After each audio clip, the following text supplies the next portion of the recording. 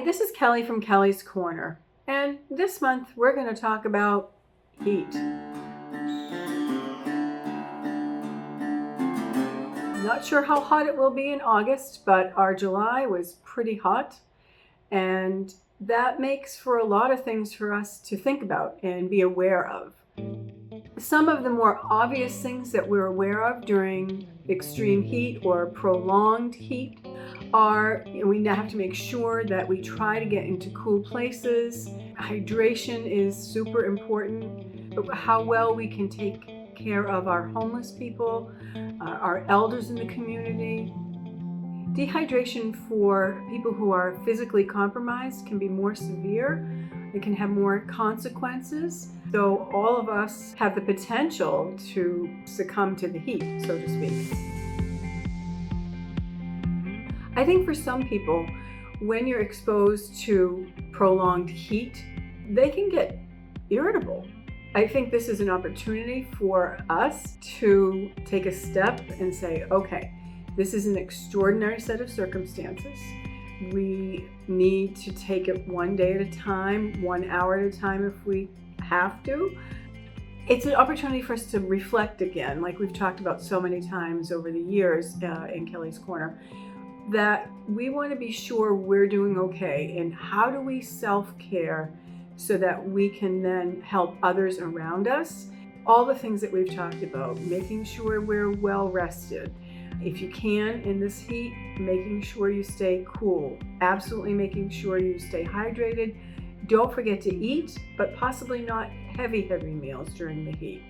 Reach out to people and check on people. That oftentimes helps us feel better when we check in on other people. It hopefully make the other person feel better too.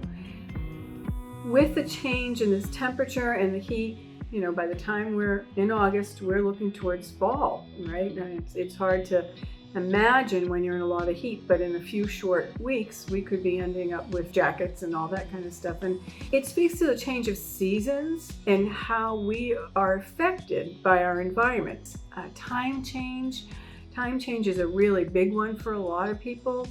Going back to school in September, people who are dealing with kids going back to college, all those things sort of can add up to a certain level of stress or pressure. You add all that with some extreme heat, and it can be a recipe for real short-temperedness.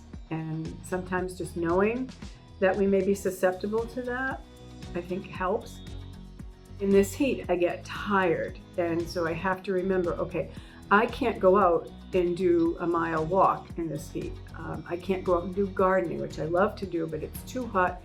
And if I did that, then I sort of would pay for it later. So I think listening to your body and your emotions is important. Summer can be wonderful. There's lots of things to look forward to in the summer. There are outdoor activities we don't normally have throughout the rest of the year. But during that time, it can also be a little stressful. Vacation planning, kids going back to school, dealing with oppressive heat.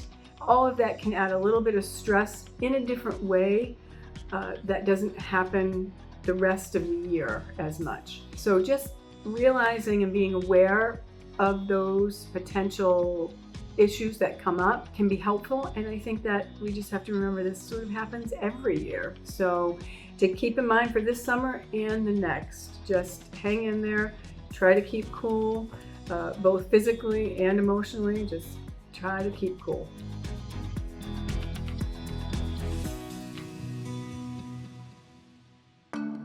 To support Greater Lynn Senior Services and see more videos like these, please consider making a donation at the link below and subscribe to our channel.